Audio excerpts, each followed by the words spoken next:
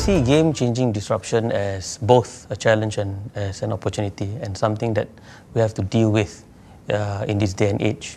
In fact, the term disruption, to me, is just a buzzword these days. It just means change. And if you don't like change, you will like irrelevance even less. We have essentially been disrupted ourselves.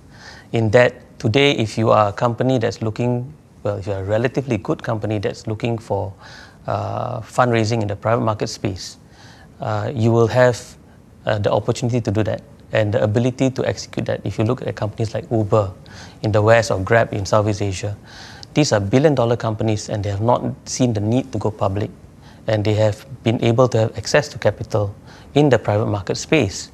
This would have been unthinkable a decade ago. If you are a company of that size, you would want to go public in order to have that certainty of access to capital. That is no longer the case now. Private fundraising, mergers and acquisition activities are going up. Listings all around the world are going down.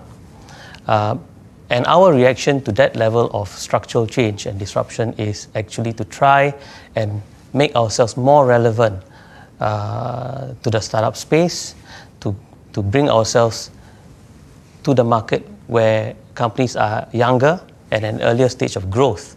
Because today, companies are having newer business models where it's about scale rather than about profits. And if that is fundamentally the shift in business model, then what you have are companies needing capital sooner rather than later. Now, exchanges traditionally are not built to operate in a space where companies are still young. So what do? We have to collaborate. And that's where we see our collaboration with some crowdfunding platforms and private exchanges, so that we can provide that value proposition to them and prepare these companies for growth and for the time when they are ready for the public markets. Technology will play an important and more significant role in order to be more efficient and effective. It's about scalability. It's about efficacy of that business model. So we think that more and more companies that will come to market will have a component of technology driving their business model. And we can see it in Singapore as well, in particular, with the focus on the Smart Nation initiative. More and more of the companies that are going to be the companies of the future will be those that are focused on technology-driven solutions to make the world a more efficient and better place.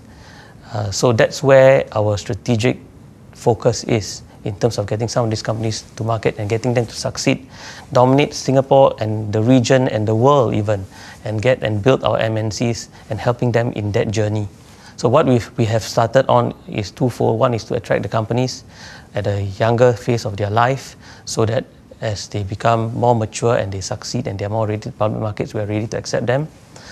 And on the flip side of it, we are also doing a lot of investor education and a lot of communication with the different stakeholders to make sure that they understand the different business models and the innovation that is coming within this space, so that they can appreciate the value of that proposition and the scalability of these companies and how they can reach further afield with less resources required.